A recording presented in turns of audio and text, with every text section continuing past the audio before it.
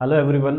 कैसे हैं हम सभी लोग? आई होप सारे लोग बढ़िया और मज़े में होंगे। तो चलिए हम लोग कैश फ्लो स्टेटमेंट के ऊपर बात कर रहे थे। तो 6 नंबर के क्वेश्चन किस तरीके के कैश फ्लो से बनते हैं या बन सकते हैं उनके ऊपर हम लोग चर्चा करने वाले हैं।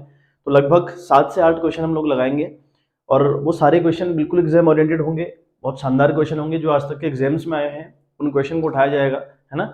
और जो भी ट्रिक रहती है इसे सॉल्व करने की वो आपको बताई जाएंगी।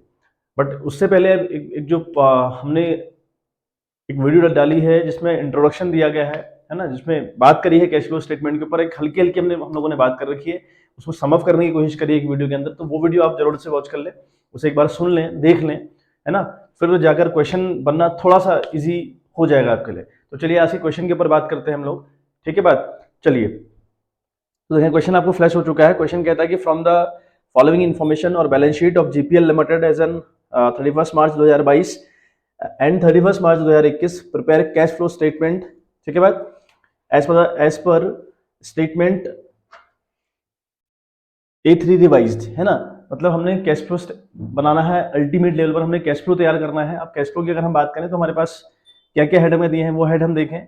इक्विटी एंड लाइबिलिटीज हम लोग को दे रखी है। शेयर होल्डर्स फंड के अंदर equity, share capital, reserve and surplus, ठीक है बात। और नीचे long term borrowing, current liability की बात करी है, एसेट्स की बात करी है, करंट एसेट्स की बात करी है, नोट्स टू अकाउंट की बात करी है। फिर हमें कुछ एडिशनल इन्फॉर्मेशन हम लोग को दे रखी है, ठीक बात। तो हम समझते हुए चलते हैं कि कैश फ्लो स्टेटमेंट बनते वक्त हमें क्या क्या ध्यान में रखना है। देखिए सबसे पहले तो हमें, अगर हम कैश फ्लो की बात करें, हमें कैश फ्लो बनाते वक्त सबसे पहले यहाँ पर एक चीज चाहिए, वो है आपका नेट प्रॉफिट, है ना। यहाँ पर हमें चाहिए नेट प्रॉफिट, हमें चाहिए net profit before tax and extra ordinary item, है ना। तो मैं लिख दे रहा हूँ हल्का सा, एंड एक्स्ट्रा ऑर्डिनरी, ठीक है।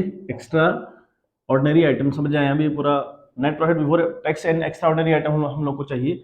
अच्छा, वो हमें कहाँ से आएगा भाई? उसके लिए मैंने आपको बताया था कि वर्किंग नोट के ऊपर हम लोग को काम करना होता है। सबसे ज्यादा महाभारत जहाँ पर रहती है वो ये है ना। इस हेड को ढूंढने में बड़ी दिक्कत रहती है, तो और ये इसमें हम लोग को अक्सर कंफ्यूजन रहता है। तो इसके रिगार्डिंग क्वेश्चन एग्जाम में 3 नंबर का भी आ सकता है ना। सिर्फ वो बोल देगा आपसे कि net profit before tax and extra ordinary item निकालो, तो हमें ये आना चाहिए, ठीक है। देखिए इसके लिए वर्किंग नोट हम बनाते हैं। तो हमें क्वेश्चन में, जब हम क्वेश्चन स्टार्ट करते हैं, नेट प्रॉफिट दिया रहता है लेकिन आफ्टर टैक्स दिया रहता है, ठीक है बात। हमें आफ्टर टैक्स वाला प्रॉफिट दिया रहेगा, अवेलेबल रहेगा। अब जो यहाँ आप देखें कि यहाँ प्रॉफिट कहाँ पर, मैं दोबारा आपको क्वेश्चन फ्लैश करवा रहा हूँ। आप देखें इक्विटी एंड लाइबिलिटीज में लिखा है शेयर होल्डर्स फंड, फिर बी वाला पार्ट लिखा है, ए वाला उसमें लिखा है इक्विटी एंड शेयर कैपिटल, फिर लिखा है रिजर्व एंड सरप्लस। तो ये रिजर्व एंड सरप्लस ही होता है प्रॉफिट। लेकिन इस रिजर्व एंड सरप्लस में क्या क्या चीजें इंक्लूड है वो एक बार आप इसका नोट्स टू अकाउंट चेक कर लें। इसका नोट्स टू अकाउंट आप देखें, वहां रिजर्व एंड सरप्लस लिखा हुआ है और सरप्लस में लिखा है कि भाई balance in statement of profit and loss account, यानी प्रॉफिट एंड लॉस अकाउंट में कितना बैलेंस था वो हमको दिया है। क्योंकि रिजर्व एंड सरप्लस वहां पे लिखा है, सरप्लस का मतलब हुआ प्रॉफिट और रिजर्व का मतलब हुआ कि आपने कौन कौन से रिजर्व बना के रखे हैं। तो सरप्लस एंड रिजर्व में दोनों चीजें इंक्लूड होती हैं, प्रॉफिट भी या लॉस भी और कोई रिजर्व भी उसमें इंक्लूड रहता है बच्चों।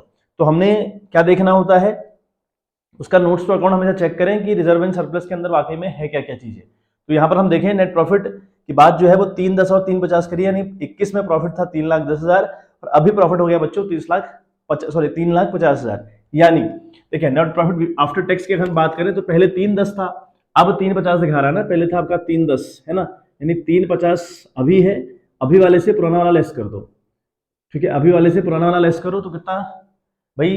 310 पहले दिखा रहा है, पहले दिखा रहा था और अभी दिखा रहा है 350। तो अल्टीमेट लेवल पर जो प्रॉफिट आफ्टर टैक्स है वो आपको 50,000 रुपए है, लेकिन हमको तो बिफोर चाहिए, हमको बिफोर चाहिए, है ना।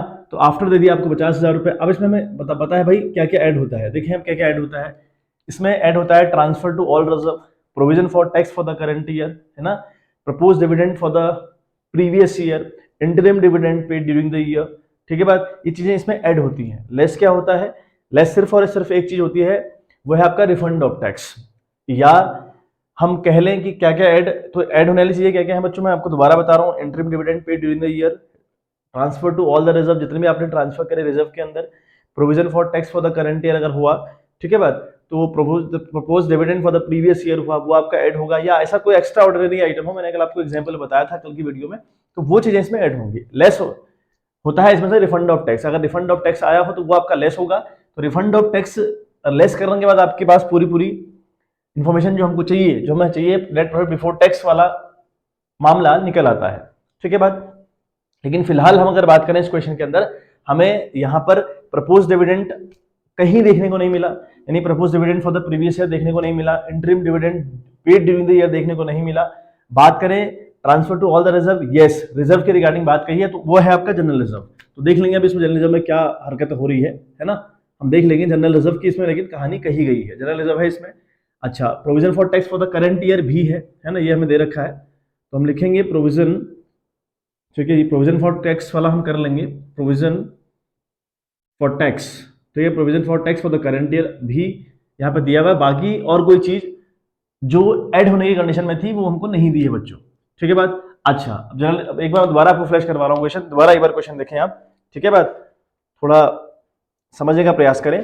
तो नोट्स टू अकाउंट आप देखें, नोट्स टू अकाउंट के अंदर आप नजर डालें, वहां पर जनरल रिजर्व लिखा है, पहले था वो 40,000, अब है वो 50,000। का मतलब क्या हुआ, अगर पिछले साल वो 40,000 रुपए था और इस साल 50 हो गया है, तो इसका ये मतलब हुआ कि आपने जनरल रिजर्व इस साल भी 10,000 रुपए कर रखा है ना, पहले 40 अभी 50 का मतलब हुआ बढ़ा है आपका 10,000 रुपए। और 10,000 रुपए बढ़ा कैसे होगा भाई, आपने इस साल 10,000 रुपए दोबारा से रिजर्व किया होगा, एक बात। उसके बाद बात करें हम प्रोविजन फॉर टैक्स की, है ना, तो प्रोविजन फॉर टैक्स के अंदर आप देखें, पहले आपको 60 दिया है, अब दिया है 84, है ना, इसका क्या मतलब है, इसके ऊपर हम बात करें, पहले हम जनरल रिजर्व के ऊपर बात करते हैं। तो जनरल रिजर्व अगर हम देखें तो पहले 40 और अब 50, पहले इस साल वो 40 था पिछले साल, अब हो गया बच्चों 50,000। तो ये कब पॉसिबल है, जब आप 10,000 रुपए दोबारा, इस साल आपने 10,000 रुपए दोबारा से रिजर्व किया होगा ना, अब इनको माइनस भी कर लें तब भी आपको पता चल जाएगा कितना है, लेकिन बट फिर भी आप लोग को ही पता हो कि भाई अगर पहले कोई बैलेंस 40 है वो 50 कैसे होगा, तो आपने इस साल फिर से 10 उसमें डाला होगा, उसमें 10 का एडिशन मारा होगा, तभी तो वो बढ़ा, तभी तो 50 हुआ। तो यहाँ पर आपका जनरल रिजर्व जो ट्रांसफर हुआ बच्चों वो 10,000 हुआ, एक बात तो आपने ये याद रखनी है। अच्छा, उसके बाद हम बात करें provision for tax for the current year के रिगार्डिंग बात करें, तो आप जरा देखें प्रोविजन फॉर टैक्स आपका देखो 60 और 84 लिखा है, यहाँ लिखा है प्रोविजन फॉर टैक्स, ये नोट्स टू अकाउंट की बात कर रहा हूं मैं, तो यहाँ लिखा है 60,000 और यहाँ लिखा है 84,000 रुपये। ठीक है, ये 21 का डेटा, ये 22 का डेटा, है ना, ये थोड़ा समझने वाला मुद्दा है, तो इसलिए मैं आपको यहाँ पर समझा दे रहा हूँ, लिख ले रहा हूँ। तो प्रोविजन फॉर टैक्स के रिगार्डिंग बात क्या रहती है, provision for tax for the current year हमने लिखा ना, प्रोविजन फॉर टैक्स यहाँ पर ऐड हो रहा है फॉर द करंट ईयर, तो करंट ईयर वाला तो गुरु ऐड होता है।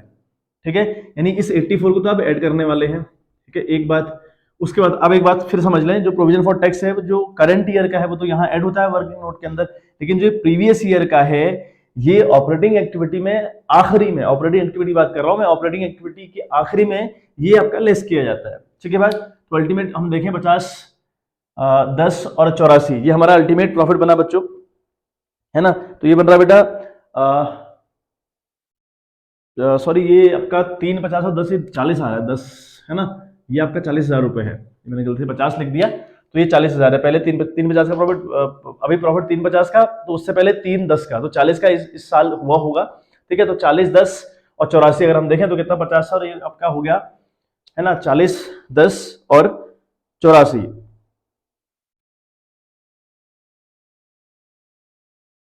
देखो ये बन रहा आपका 1,34,000, है ना, ये आपका बन रहा है 1,34,000। तो ये इतना आपका प्रॉफिट आ चुका है बच्चों। ये नेट प्रॉफिट बिफोर टैक्स की तो हमने कैलकुलेशन कर ली, तो ये आपका है 1,34,000 रुपये।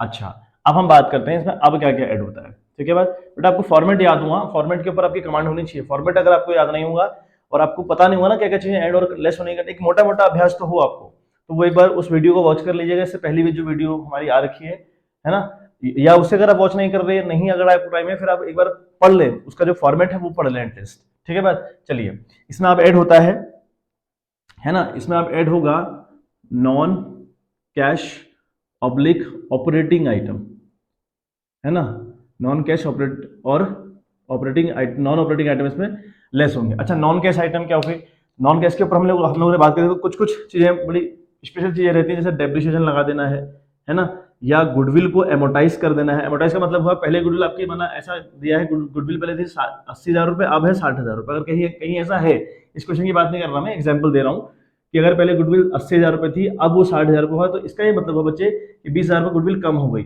अब गुडविल 20,000 रुपए कम क्यों हुई भाई, पहले 80 थी अब 60 दिखा रहे हो करंट ईयर में, ऐसा नहीं होना चाहिए ना, बढ़ोतरी होनी चाहिए चीजों में। यहाँ तो घट रहा है। अब ये घटा क्यों? तो यानी आपने गुडविल को एमोटाइज किया है। तो ये भी आपका डेप्रिसिएशन लगा देना, डेप्रिसिएशन लगाने से कैश कहीं नहीं जाता, गुडविल को एमोटाइज कर देने से कैश कहीं नहीं जाता। तो इसलिए कुछ खर्चे ऐसे हैं, पेटेंट आपका जो पेटेंट्स है आपने उसको एमोटाइज कर दिया, उसको राइट ऑफ कर दिया। तो इन चीजों पर डेप लगा देने से, गुडविल को एमोटाइज कर देने से, पेटेंट्स को एमोटाइज कर देने से कैश कहीं नहीं जाता है ना। मजे की बात यह है कि कैश कहीं नहीं जाता, इसलिए इनको दोबारा ऐड करना पड़ता है। हम बना रहे हैं कैश फ्लो स्टेटमेंट, हम तो सिर्फ कैश का हिसाब लगा रहे हैं ना, तो यहाँ कैश कहीं जा ही नहीं रहा, तो दोबारा से प्लस होने की कंडीशन में रहती है। तो जरा ढूंढो, एक बार क्वेश्चन में फ्लैश करवा रहा हूं, देखो कहीं डेप्रिसिएशन लगाया है क्या, गुडविल को एमोटाइज किया है क्या, पेटेंट्स को एमोटाइज किया है क्या। तो यहाँ पर हम देखें तो कहीं ऐसी बात, कहीं ऐसा कोई जिक्र नहीं है क्वेश्चन के अंदर। सीधे लास्ट में आप देखें नोट्स टू अकाउंट के नीचे दो एडजस्टमेंट आपको दिए हैं, है ना, उन एडजस्टमेंट के ऊपर एक बार आप बात कर लें। उन एडजस्टमेंट में देखें depreciation charge on tangible fixed asset लिखा है 1,20,000 रुपए, है ना। और दूसरा पॉइंट लिखा है during the year company paid interest ₹36,000 on it's long term borrowing. देखें पहले तो हम नॉन कैश के ऊपर बात करते हैं। तो नॉन कैश के रिगार्डिंग सिर्फ मुझे एक पॉइंट मिला, 3 पॉइंट आपको याद रखने हैं, गुडविल को एमोटाइज करना, डेप्रिसिएशन लगा देना, है ना, या पेटेंट्स को एमोटाइज कर देना। ये 3 चीजें आती हैं नॉन कैश आइटम के अंदर, ठीक बात। अब एक चीज आपके पास मिल गई, आपको मिला डेप मिला, तो डेप आप प्लस करिए बच्चे। तो डेप आपके पास है बच्चे 1,20,000 रुपए। डेप आपके पास 1,20,000 रुपए है ना। डेप के रिगार्डिंग उसने 1,20,000 की बात करी है, तो हम देख लें 1,20,000 हमारे पास ये है बच्चों। अच्छा, फिर हम देखें और क्या इसमें ऐड होता है, गुडविल को एमोटाइज कर देना ऐड होता है, पेटेंट्स को राइट ऑफ कर देना ऐड होता है, लेकिन ये दोनों चीजें हमारे पास है नहीं, ठीक है बात। अब हम ढूंढें क्या, non operating item. Non operating item मतलब वो हुआ जो आपका कोर बिजनेस है ना, मतलब गुड्स बेचना, खरीदना, डेटर, क्रेडिटर, ये सब बातें कर देना, ये तो आपका ऑपरेटिंग एक्टिविटी के अंदर आता है। लेकिन नॉन ऑपरेटिंग एक्टिविटी के अंदर क्या आता है, जैसे देखें एक बार आप समझने का प्रयास करें, नॉन ऑपरेटिंग एक्टिविटी के अंदर क्या क्या आ सकता है ना। कुछ एग्जांपल मैं आपको दे रहा हूं, सिर्फ यही चीजें नहीं आती, चीजें कई सारी हो सकती है, मैं कुछ एग्जांपल आपको दे रहा हूं। आपने इंटरेस्ट पे किया है ना, interest paid on short term and long term borrowing, है ना, लॉन्ग टर्म बोरोइंग। मैं कुछ एग्जांपल दे रहा हूं आपको, मतलब जो नॉन ऑपरेटिंग आइटम रहते हैं वो क्या होते हैं, इंटरेस्ट पेड करना on short term and long term borrowing, एक बात, ठीक है बात। या मतलब आपने शॉर्ट टर्म बोरोइंग करा हो, लॉन्ग टर्म बोरोइंग करा, उन पर इंटरेस्ट पे किया हो आपने बैंक ओवरड्राफ्ट पे आपने क्या करा हो, मतलब वो शॉर्ट टर्म प्रोविजन के अंदर, शॉर्ट टर्म बोरोइंग के अंदर ही आता है, उसमें आपने इंटरेस्ट पे किया हो, है ना। तो इंटरेस्ट पे कर देना short term long term borrowing पे, या फिर आपने बैंक ओवरड्राफ्ट में कोई इंटरेस्ट दे दिया, या फिर आपने डिविडेंड पे कर दिया, है ना, आपने डिविडेंड पे किया, ये भी आपका नॉन ऑपरेटिंग आइटम हुआ। मतलब इंटरेस्ट पे करना long term short term borrowing पर खर्चा तो है, लेकिन फाइनेंशियल एक्टिविटी का पार्ट है, तो इसलिए दोबारा यहाँ पर ऐड किया जाता है अगर ऐसा है कहीं पर तो। या फिर बैंक ओवरड्राफ्ट पर आपने कोई इंटरेस्ट प्रोवाइड करवाया, तो वो फाइनेंशियल एक्टिविटी का पार्ट हुआ, एक्सेप्शनल केस है लेकिन हुआ फाइनेंशियल एक्टिविटी का पार्ट।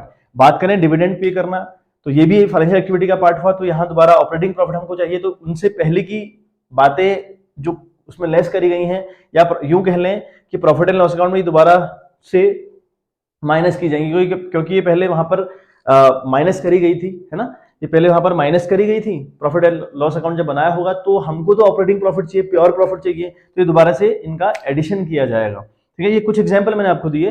तो अब देखें कहीं पर ऐसा इंटरेस्ट पेड की रिगार्डिंग बात सिर्फ एक नोट्स टू अकाउंट के अंदर कर रखी है, वहां लिखा है during the year company paid interest of ₹36,000 on it's long term borrowing. तो लॉन्ग टर्म बोरोइंग पर इंटरेस्ट पे करना नॉन ऑपरेटिंग एक्टिविटी का पार्ट है बच्चे, ठीक है भाई। तो ये दोबारा से ऐड होगा, ठीक है। इंटरेस्ट ऑन, यहाँ पे लिखेंगे हम interest on long term borrowing, है ना, लॉन्ग टर्म बोरोइंग, ठीक है बात। अच्छा, ये एक बड़ी इंपॉर्टेंट बात थी, interest on long term borrowing वाला हम 36,000 को दिया हुआ है, ये हम इसमें ऐड कर लेंगे बच्चे, ठीक बात। तो ये अल्टीमेट लेवल पर 1, 20 और 36 का एडिशन अल्टीमेट लेवल पर हो रहा है, ठीक है। तो ये 1, 20 और 36 आपका बनेगा 1,56, है ना, ये बनेगा आपका 1,56,000 रुपए, ये बनेगा आपका 1,56,000 रुपए। अच्छा, उसके बाद इसमें इसको ऐड कर देंगे बारी, ये हो रहा है आपका 6, 4, 10 कैरी 1, 5, 3, 8, 1, 9 और 2, 2,90,000 रुपए। जो 2,90,000 रुपए आया बच्चे, ये हमारा है operating profit before working capital change,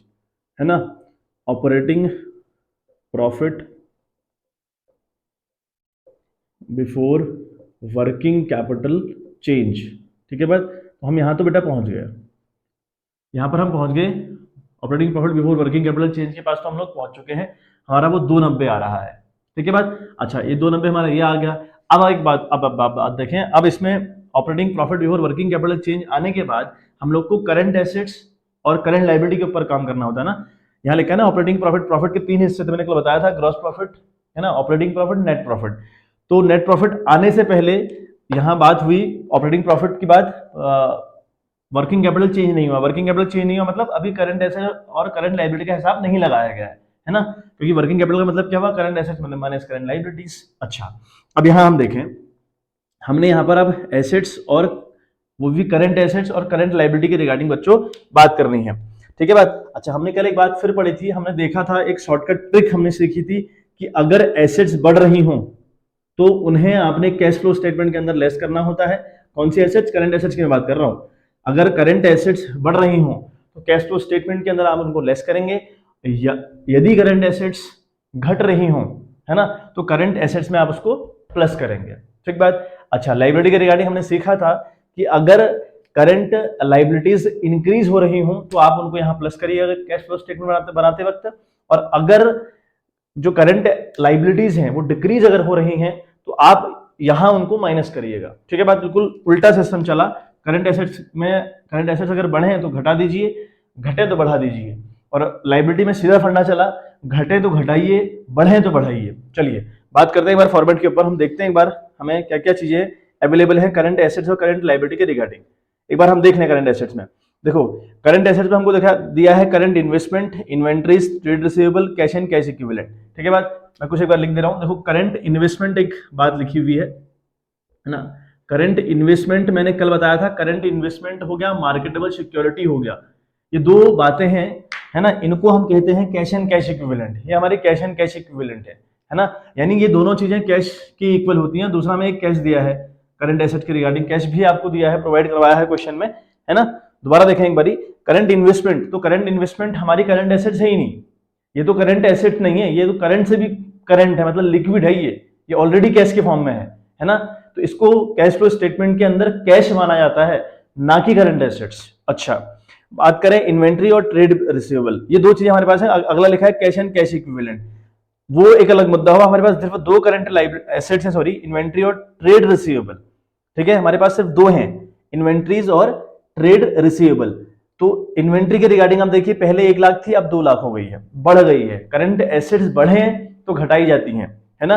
हमारे हमें देखो क्या कह रहा है, इन्वेंट्री के रिगार्डिंग बात कही है, पहले वो 1 लाख थी, है ना, अब बच्चे वो 2 लाख हो गई है इन्वेंट्री की अगर हम बात करें। अच्छा, उसके बाद अगर हम बात करें ट्रेड रिसीवेबल की, तो ट्रेड रिसीवेबल हमारे जो ट्रेड रिसीवेबल थे हमारे पास, वो 230 और यहाँ आई थिंक 310 के हो चुके हैं, है ना।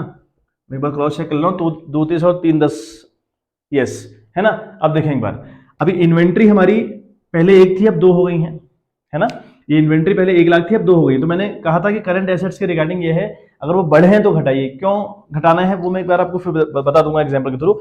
यहाँ पर ट्रेड रिसीवेबल थे, पहले वो 230 थे, अब वो 310 हो चुके हैं, ये भी आपके बढ़ रहे हैं। तो जब करंट एसेट्स बढ़ती हैं उन्हें तो गुरु लेस करते हैं, तो ये दोनों लेस वाले पार्ट हैं, ये दोनों लेस वाले पार्ट है। देखिए क्यों लेस वाले पार्ट हैं, पहले हमारे पास इन्वेंट्री 1 लाख की थी, अब वो 2 लाख की होगी, तो इसका ये मतलब नहीं हुआ कि आपने 1 लाख की खरीदी है इस साल, अगर खरीदी होंगी तो फिर 1 लाख रुपए गया होगा ना, इसलिए माइनस कर रहे हैं, क्योंकि कैश जाता है इस कंडीशन में। अच्छा, फिर देखें जो ट्रेड रिसीवेबल का मतलब क्या हुआ, trade receivable equal to debtors. तो पहले डेटर हमारे 230 के हुआ करते थे, अब है 310 के। पहले डेटर 230 के हुआ करते थे, अब 310 के हैं। मतलब आपने फिर मार्केट के अंदर पैसा फंसा दिया, आपने उधार सामान दे दिया लोगों को, और मार्केट के अंदर हमारा पैसा जाम हो चुका है। अगर जाम हुआ तो इसका मतलब पैसा फंस गया, फंसेगा तो भाई कैश फ्लो कम होगा, तो इसलिए इसको भी माइनस करेंगे। अच्छा, बात कर ले हम लोग एक बारी लाइबिलिटीज के रिगार्डिंग, करंट लाइबिलिटी हमारे पास क्या क्या है बच्चे। तो आप देखें current liability, equity and liabilities वाले पार्ट देखें आप, उसमें थर्ड वाला जो पॉइंट है ना, जो थर्ड वाला मेजर हेड है, करंट लाइबिलिटी के अंदर दिया है short term borrowing, trade payable, short term provision. Short term borrowing bank overdraft लिखा है आगे से, उसके आगे से कि शॉर्ट टर्म बोरोइंग है, और उसके आगे लिखा है बैंक ओवरड्राफ्ट है।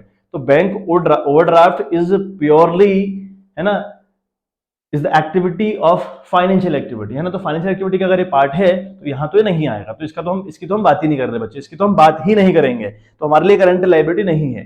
ठीक है, करंट लायबिलिटी नहीं मानी जाती, बल्कि ये फाइनेंशियल एक्टिविटी मानी जाती है। तो इसे मतलब कैश फ्लो के टाइम पे, और समय नहीं, और समय तो करंट लायबिलिटी बिल्कुल है, बट कैश फ्लो के टाइम पे इसको हम करंट लायबिलिटी ना मानते हुए प्योरली पार्ट मानते हैं फाइनेंशियल एक्टिविटी का। ठीक है बात। अच्छा, उसके बाद बात करें ट्रेड पेएबल। पहले 50 थे, अब 60 हैं। देखें, ट्रेड पेएबल दिया हुआ है ना, पहले 50 थे, अब हो गए 60। का मतलब क्या हुआ, trade payable is equal to creditors. मैंने पहले देना था लोगों का 50,000 रुपए, अब देना है 60,000 रुपए, यानी मैंने लोगों का 10,000 रुपए फंसा लिया। अगर ऐसा है तो मेरा कैश फ्लो बढ़ता है ना। वैसे भी लाइबिलिटी बढ़े तो प्लस करिए, घटे तो घटाइए। ठीक बात, ये हम प्लस करने वाले हैं, तो ये दोनों तो माइनस होंगे, ये दोनों तो कंडीशन माइनस वाली हैं, और ये कंडीशन बेटा प्लस वाली है, तो इसको तो हम प्लस करने वाले हैं। अच्छा, एक बार और क्वेश्चन देखें, फिर लिखा है उसके अंदर, है ना, ट्रेड पेएबल के बाद लिखा है short term provision. Short term provision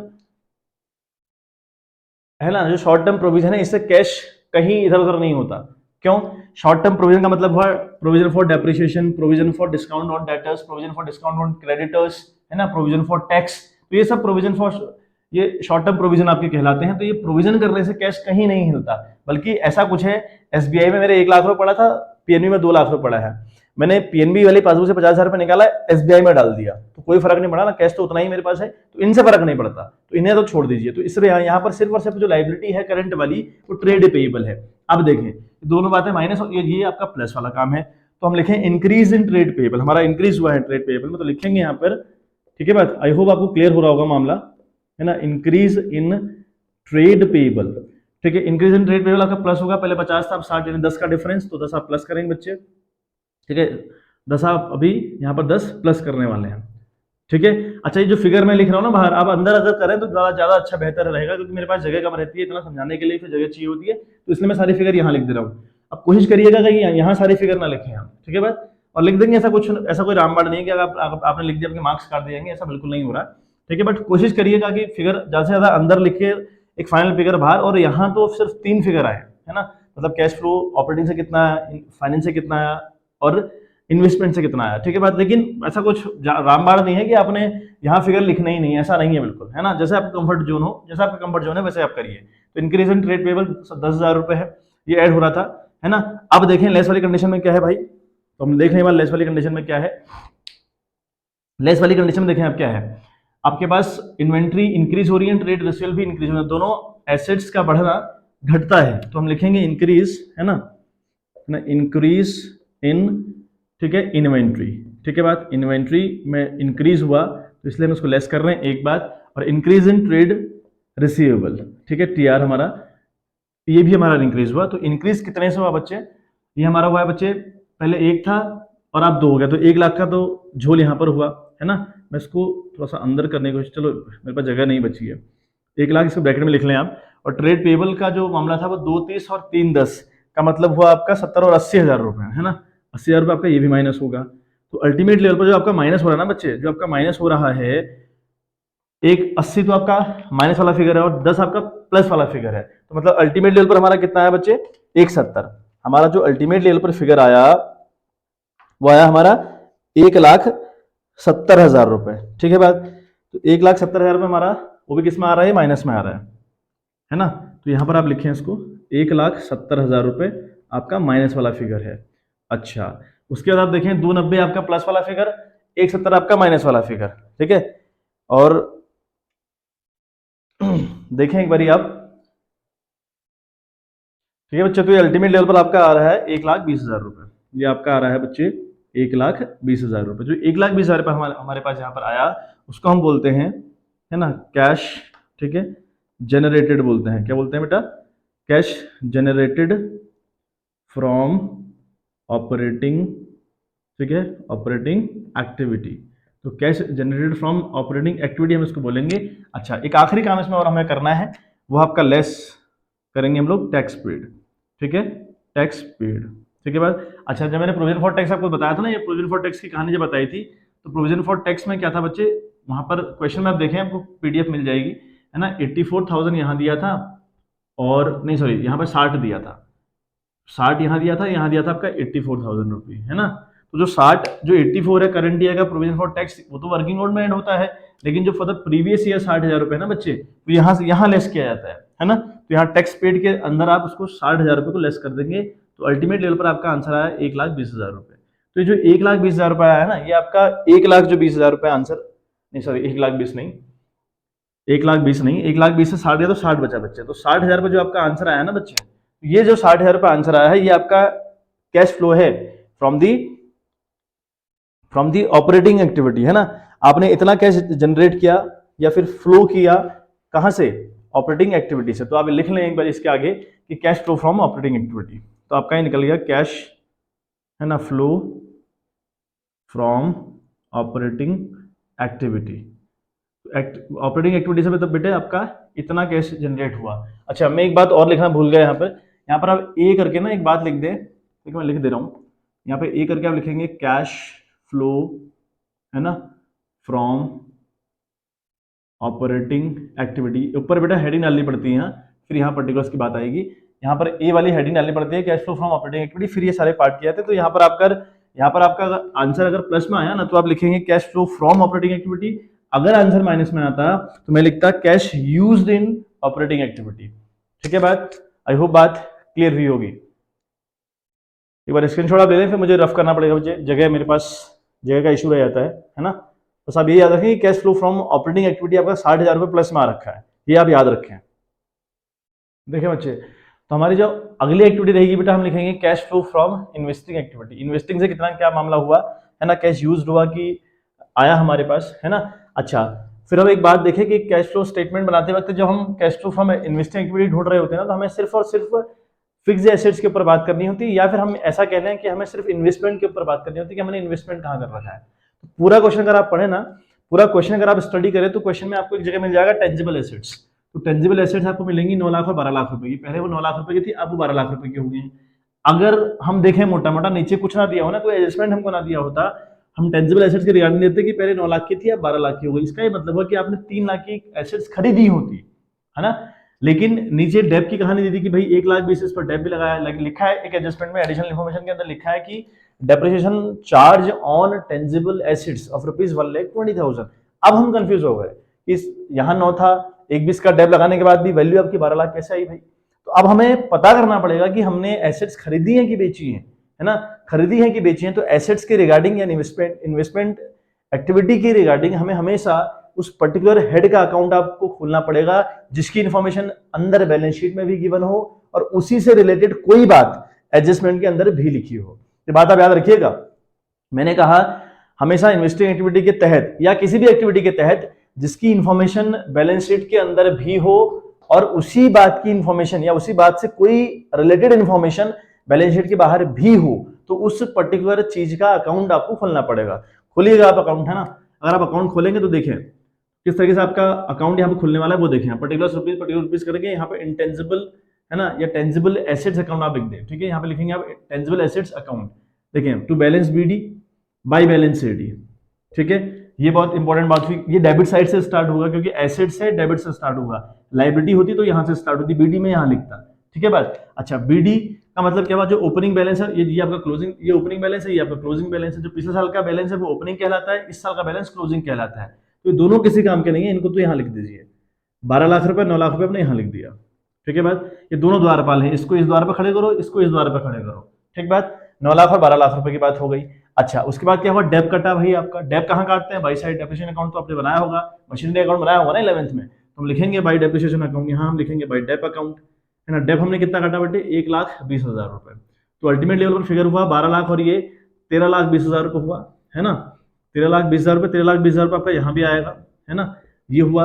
अब 9 लाख में 13,20,000 यानी 4,20,000 की कमी पड़ रही है। तो जो 4,20,000 की कमी पड़ रही है ना बच्चे, टू साइड, उसको बोलते हैं टू बैंक, है ना।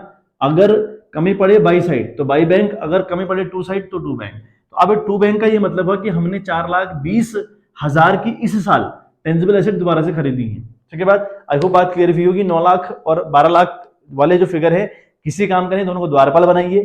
फिर डेप अगर लगा है तो डेप को यहाँ लगाना है। फिर देखो कौन सा फिगर बड़ा आ रहा है, ये आला कि ये आला। हमने देखा यार 12 लाख और 1,20,000 13,20,000 रुपए हो रहा है। यहाँ 4,20,000 रुपए हमें लिखना पड़ा, जबरन बैलेंस करने के लिए यहाँ 4,20 लिखना पड़ा। तो इस 4,20 को हम बोलते हैं टू बैंक। सिर्फ एक एक्टिविटी ऐसी है इन्वेस्टिंग एक्टिविटी के अंदर, बाकी कोई एक्टिविटी कोई इन्वेस्टमेंट मुझे नजर नहीं आ रहा क्वेश्चन के अंदर, तो सिर्फ और सिर्फ ये है बात। तो हम यहाँ पे लिखेंगे बेटे परचेज ऑफ, है ना, हम लिखेंगे परचेज ऑफ फिक्स्ड, है ना, फिक्स्ड टेंजिबल एसेट्स। हमने फिक्स टेंजिबल एसेट्स खरीदी कितने की भाई, 4,20,000 रुपए की। तो ये आपका ब्रैकेट में गया क्योंकि 4,20,000 की अपने एसेट्स खरीदी है। अगर ऐसा है ना, अगर ऐसा है तो फिर 4,20,000 ही तो आया आपका ही अल्टीमेट लेवल पर, वो भी आपका माइनस में आया है। मतलब इन्वेस्टिंग एक्टिविटी के अंदर आपने 4,20,000 खर्च किए, लाए आप कुछ नहीं, तो इसे बोलते हैं कैश यूज्ड इन। तो यहाँ पर आप लिख देंगे 4,20,000 के आगे कैश यूज्ड इन इन्वेस्टिंग, है ना, इन्वेस्टिंग एक्टिविटी। ठीक है बात। तो अभी बोल दें कि कैश यूज्ड किया इन्वेस्टिंग एक्टिविटी के अंदर, तो बी वाला पार्ट से भी हमारा कैश फ्लो हमें पता चल चुका है कि कितना हुआ। बात करते हैं सी वाले पार्ट की, है ना। हम लिखते हैं cash flow from financing activity. ठीक है बात। हम बात करते हैं फाइनेंसिंग एक्टिविटी के अंदर हमारा क्या हुआ, फाइनेंसिंग एक्टिविटी। अच्छा, अब फाइनेंसिंग एक्टिविटी का क्या मतलब हुआ भाई, आपके पास कैश कहां कहां से जनरेट हुआ, आपने फाइनेंस का जुगाड़ कहां कहां से कर रखा है, वो आप एक बात देखें। ठीक है, एक बार क्वेश्चन आपको फ्लैश करवा दे रहा हूं, मैं बता दे रहा हूं कौन कौन सी बातें हैं जो फाइनेंस वाले से रिलेटेड है बच्चे। अच्छा, बैलेंस शीट देखें आप, बैलेंस शीट देखें बेटे, आपको फ्लैश हो गई है ना। थोड़ा सा ये बैलेंस शीट बड़ी है तो थोड़ा सा कम आपको दिख रहा होगा बस, बट जब आपके पास पीडीएफ होगी ना बेटा, पीडीएफ पूरे अच्छे से फॉर्म में होगी, वो पीडीएफ आप देखिएगा गौर से, वो फिर आपको अंदाज तो आ ही जाएगा, है ना, कि कहाँ से क्या कर रखा है। देखें, इक्विटी की अगर हम बात करें, पहला हमें दिया है इक्विटी लाइबिलिटी में, इक्विटी शेयर कैपिटल पहले थे 8 लाख के, अब हो गए हैं बच्चे 12 लाख रुपए के। ठीक है, पहले थे वो 8 लाख के, अब हो गए हैं बेटे वो 12 लाख के। ठीक है, तो एक तो हमारे पास यहां से आया। हम बात करें इक्विटी, है ना, इक्विटी से अगर हम बात करें तो यहां से हमको कैश आया बेटा 4 लाख रुपए का। ठीक है, क्योंकि पहले 8 थे प्रीवियस ईयर, अब हो गए 4 लाख रुपए के, तो मतलब हमको, सॉरी 12 लाख के हो गए, नॉट 4 लाख के, 12 लाख के हो गए, तो इसका मतलब हुआ 4 लाख की बढ़ोतरी हुई है। और 4 लाख की बढ़ोतरी का मतलब हुआ भैया आपके पास इक्विटी के फॉर्म में 4 लाख रुपए आया। अच्छा, रिजर्व एंड सरप्लस कैश का पार्ट नहीं है। फिर नॉन करेंट लाइबिलिटी के अंदर आप जाएं, देखें वहां पर क्या लिखा है, लॉन्ग टर्म बोरोइंग, पहले 350 अब 440, पहले 350 अब 440 का मतलब ये नहीं हुआ कि आपने 90,000 फिर लॉन्ग टर्म बोरोइंग से कमाए हैं, आपने लॉन्ग टर्म बोरोइंग से कमाए हैं, ऐसा नहीं लग रहा आपको, है ना। तो 90,000 रुपए आपने लॉन्ग टर्म बोरोइंग से कमाए, है ना, लॉन्ग टर्म बोरोइंग से भी आपके पास 90,000 रुपए आए हैं बच्चों। ये एक बात हो गई, दो जगह से कैश हमारे पास जनरेट हो गया। फिर आप देखें क्वेश्चन, अच्छा कहीं से कैश आने की कोई गुंजाइश है क्या, देखें आखिरी में एक बात कही थी कि interest paid on long term borrowing, adjustment की रिगार्डिंग बात कही कि हमारे 36,000 रुपए हमने इंटरेस्ट ऑन बोरोइंग बच्चे पे कर रखा है, तो बिल्कुल ठीक है भाई, ये तो पेमेंट हो गई, है ना। आपने इंटरेस्ट पे किया, इंटरेस्ट पे किया किस पर, लॉन्ग टर्म बोरोइंग पर, है ना, लॉन्ग टर्म बोरोइंग पर आपने इंटरेस्ट पे किया कि ना 36,000 रुपए, तो ये आपका माइनस होगा, एक बात। ठीक है बात। अच्छा, उसके बाद आप बैंक ओवरड्राफ्ट देखें, जो करंट एसेट्स वाले में देखें बैंक ओवरड्राफ्ट की बात, शॉर्ट टर्म, है ना, तो वहां पर लिखा था करंट एसेट्स के अंदर, ठीक है बात, वहां पर एक बात कही थी, current liability, sorry not assets, liability के अंदर एक बात कही थी शॉर्ट टर्म बोरोइंग, तो वो उसके आगे लिखा है बैंक ओवरड्राफ्ट। अब वो बैंक ओवरड्राफ्ट पहले 45 का था, अब हो गया 30 का, पहले 45 अब 30 का। ये मतलब नहीं हुआ अगर कोई चीज पहले 45 की है, अगर आप वो 30 की हो गई है, तो इसका ये मतलब नहीं हुआ कि आपने पेमेंट कर दी होगी 15,000 रुपए, तो आपने पेमेंट करी है ना, तो पेमेंट ऑफ, है ना, आपने पे किया है बैंक ओवरड्राफ्ट को, कितना भाई 15,000 रुपए, तो ये भी आपका माइनस होगा। तो ये 4 चीजें हैं जो फाइनेंस एक्टिविटी के अंदर फिलहाल आ रही हैं, है ना, बहुत सारी चीजें आती हैं, बट यहां सिर्फ फिलहाल बेटे 4 चीजों की बात हो रही है। चलिए हम देखें, इक्विटी से हमको कैश आया है 4 लाख रुपए, तो लिखेंगे, है ना, हम लिखेंगे प्रोसीड फ्रॉम इक्विटी कैपिटल। ठीक है, proceed from share capital, proceed from share capital, हम लोग लिखेंगे प्रोसीड फ्रॉम शेयर कैपिटल, वो आपका है बच्चे 4 लाख रुपए, एक बात। चलिए उसके बाद हम लिखें लॉन्ग टर्म बोरोइंग से भी हमको आए हैं, तो हम लिखेंगे proceed from long term borrowing, है ना, लॉन्ग टर्म बोरोइंग, तो हमको लॉन्ग टर्म बोरोइंग से भी पैसा आया। ठीक है बात, कितना आया भाई 90,000 रुपये आया। चलिए उसके बाद गया कहाँ से, हमने इंटरेस्ट पे किया लॉन्ग टर्म बोरोइंग पे 36,000 रुपये, है ना, ये हमने ऑपरेटिंग एक्टिविटी में ऐड किया था क्योंकि ऑपरेटिंग एक्टिविटी का पार्ट नहीं था, लेकिन ये पार्ट वाकई में फाइनेंशियल एक्टिविटी का पार्ट है, तो इसको यहाँ माइनस करिएगा, तो लिखेंगे आप, है ना, तो लिखेंगे आप इंटरेस्ट पेड ऑन, हाँ लिखेंगे आप इंटरेस्ट पेड ऑन, ठीक है, interest paid on long term borrowing, interest paid on long term borrowing, है ना बात, ये बात आप लिख दें, interest paid on long term borrowing भाई कितना 36,000 रुपये, ये आपका माइनस वाला है, तो आपको इसको ब्रैकेट में डालिएगा। अच्छा, फिर आप बैंक ओवरड्राफ्ट पेमेंट रीपे किया आपने, तो लिखे आप पेमेंट ऑफ बैंक ओवरड्राफ्ट, है ना, पेमेंट ऑफ बैंक ओवरड्राफ्ट, आपने बैंक ओवरड्राफ्ट की बेटा बेटा क्या करी, पेमेंट करी, कितनी भाई 15,000 रुपये। तो ये अल्टीमेट लेवल पर आपका ये भी माइनस वाले कॉलम में आएगा। तो अल्टीमेट देखें इफेक्ट कितना पड़ रहा है, कितना अल्टीमेट लेवल पर आपका ये आ रहा है ना, 4,90,000 दोनों प्लस के, 36,000 माइनस किया, 50,000 माइनस किया, 4,39,000। तो ये आ रहा है बेटे 4,39,000 है ना। तो ये 4,39,000 आ रहा है आपका, इसको जरा नीचे लिखें 4,39,000। तो ये आपका प्लस में आ रहा है आंसर, ठीक है। ये प्लस वाला जो आंसर आ रहा है इसको आप क्या लिखेंगे बच्चे यहां आप लिखेंगे cash flow from, cash flow from, ठीक है, financing activity, cash flow from financing activity, financing activity. ये आपके पास 4,39,000 की बात हुई। तो कैश फ्लो फ्रॉम, हमारा जो कैश फ्लो है वो ऑपरेटिंग से भी, आपका इन्वेस्टिंग से भी और फाइनेंस से भी हमारा आ चुका है, ठीक है। अब आप देखें, ठीक है, अब आप देखें एक बारी अल्टीमेट लेवल पर, ठीक है, ये सबको, इन सारे फिगर को आप क्लोज करते हुए चलें। ये फिगर आपका क्लोज हुआ, ये फिगर आपका क्लोज हुआ। अब देखें अब आप नेट कैश फ्लो देखें, है ना। अब नेट कैश या फिर नेट कैश इंक्रीज कह दें उसको, है ना, नेट कैश इंक्रीज कह लें या कैश फ्लो कह लें, वट एवर। तो नेट कैश इंक्रीज, है ना, नेट कैश इंक्रीज कितना हुआ वो देख लें आप, कितना आपके पास अल्टीमेट लेवल पर आया हुआ है ना। नेट कैश इंक्रीज कितना हुआ भाई, वो आपका देखें ए वाले से कितना आया, प्लस बी वाली एक्टिविटी से कितना आया, प्लस सी वाली एक्टिविटी, ए एक्टिविटी मतलब ऑपरेटिंग, बी मतलब इन्वेस्टिंग, सी मतलब फाइनेंसिंग, तीनों से कितना कितना आपको आया है वो आप देख लें एक बारी, ठीक है। तो आप देखें हमें कितना अल्टीमेट लेवल पर आया है। तो ए जो एक्टिविटी थी, यानी जो हमारी पहली एक्टिविटी थी, उससे हमको आए थे बच्चे, है ना, उससे हमको आए थे 60,000 रुपए। तो उससे हमको आए थे 60,000 रुपए, और दूसरी एक्टिविटी से माइनस में है 4,20,000 रुपए। तो ये 4,20,000 रुपए, और तीसरी एक्टिविटी में 4,39,000 प्लस में है। तो अल्टीमेट लेवल पे 39,000 रुपये आ रहा है। तीनों को प्लस कर दें आप, ये आ रहा है आपका 39,000 रुपये।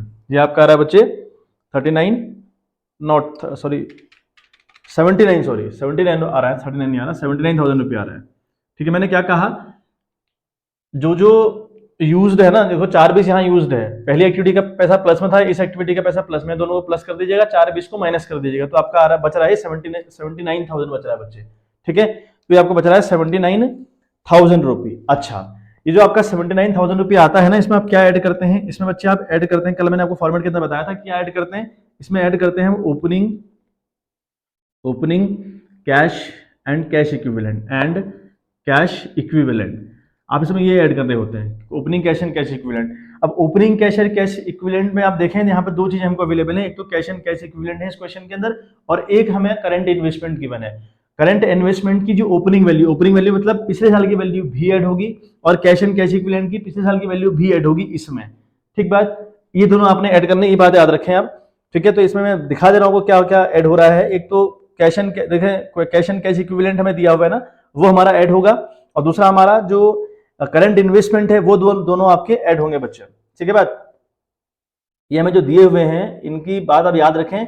जो करंट एसेट है वहां आप देखें, करंट इन्वेस्टमेंट पहले था 60,000 रुपए का, अब है 84 का। तो 60,000 यहाँ ओपनिंग के तौर पर प्लस होगा, क्योंकि ये कैश एंड कैश इक्विवेलेंट के इक्वल है, और कैश एंड कैश इक्विवेलेंट हमारे पास 3 पैसेट है। तो अगर बात करें 3,65,000 प्लस 60,000 इसमें प्लस होने वाले हैं बच्चे, तो 4,25,000 तो बच्चे प्लस होंगे, है ना। मैं बता दे रहा हूँ आपको क्या क्या ऐड हो रहा है यहाँ पे। देखिए आप करंट इन्वेस्टमेंट के तौर पर भाई 60,000 रुपये प्लस हो रहे हैं, पिछले साल 60,000 की इसकी वैल्यू है ना। अच्छा, उसके बाद आप बात करें कैश एंड कैश इक्विवेलेंट की जो वैल्यू है वो 3 पैसेट है बच्चे, 3,65,000 opening cash and cash equivalent है। जो भी आपका नेट कैश फ्लो आता है ना तीनों एक्टिविटी से, उसमें आप ऐड करते हैं opening cash and cash equivalent. तो कैश एंड कैश तो है ही, कैश तो इक्वल है ही कैश के, लेकिन एक करंट इन्वेस्टमेंट हो गया और मार्केटेबल सिक्योरिटी हो गया, वो भी आपके कैश के इक्वल है, तो वो दोनों भी आपकी शुरुआत वाले बैलेंस उनके प्लस होते हैं। तो 3 पैसेट और 60 करें हम लोग, तो ये बन रहा है 4,25,000 रुपए। ये बन रहा है आपका 4,25,000 रुपए, ये बन रहा है आपका बच्चे 4,25,000 रुपए। अगर इसमें आप 4,25,000 रुपए ऐड कर दें तो अल्टीमेट लेवल पर 9 5 14 के 4 ऐसे 1 7 9 10 9 1 10 की कैरी 1, तो 5,04,000 रुपए की वैल्यू आ रही है, ठीक है। ये वैल्यू आ रही है आपकी बेटा 5,04,000 रुपए की, है ना। तो ये जो वैल्यू 5,000, तो ये जो 5,04,000 की वैल्यू आती है, इसे हम बोलते हैं, ठीक है, इसे हम बोलते हैं, ये हमारा फाइनल आंसर है अभी, इसे हम बोलते हैं closing cash and cash equivalent. इसे हम बोलते हैं closing cash and cash equivalent, cash equi, है ना, इक्विवेलेंट हम इसको बोलते हैं। ये बात आप देखें। और अब आपका आंसर क्रॉस चेक करने का तरीका देखो क्या हुआ। जो ना आपको कैश का बैलेंस दिया है एक, करंट इन्वेस्टमेंट का बैलेंस दिया है दूसरा। तो जो करंट इन्वेस्टमेंट का फिलहाल करंट वाला बैलेंस है, करंट इन्वेस्टमेंट का जो करंट ईयर वाला बैलेंस है ना, कैश का और करंट इन्वेस्टमेंट का, इन दोनों को प्लस करिएगा, आपका ये आंसर 5,04,000 ही आना चाहिए। इन दोनों को ऐड करके भी 5,04,000 आ रहा होगा देखिएगा, और आपका आंसर 5,04,000 ही आया है। तो मतलब आपका बिल्कुल आंसर करेक्ट है, कोई दिक्कत परेशानी आपके आंसर में नहीं थी। तो ये क्रॉस चेक करने का तरीका हुआ कि जो क्लोजिंग कैश और कैश इक्विवेलेंट है उनको आप ऐड करिएगा, देखिएगा क्रॉस, तो आपका आंसर इससे मैच करना चाहिए। अगर ये दोनों सेम नहीं आ रहे तो मतलब आपने कैश फ्लो में कहीं गड़बड़ कर रखी है। और यहाँ फिलहाल कहीं गड़बड़ नहीं हुई है ना। थोड़ा सा टाइम बच्चों लग गया, 40 मिनट के आसपास हो गए हैं। तो कैश फ्लो एक बड़ी खतरनाक कहानी कैश फ्लो के अंदर रहती है, तो फिर मुझे डीप जाके समझाना होता है ना। तो हर बच्चे के लेवल से हमें सोचना होता है, क्योंकि जो बच्चा थोड़ा एवरेज होगा या बिलो एवरेज होगा तो उसको टाइम लगता है चीजों को समझने में। तो फिर थोड़ा वीडियो लेंदी रहेंगी कैश फ्लो के रिगार्डिंग, ठीक है बात। चलिए मिलते हैं आपसे नेक्स्ट वीडियो, तब तक के लिए bye bye, have a good day.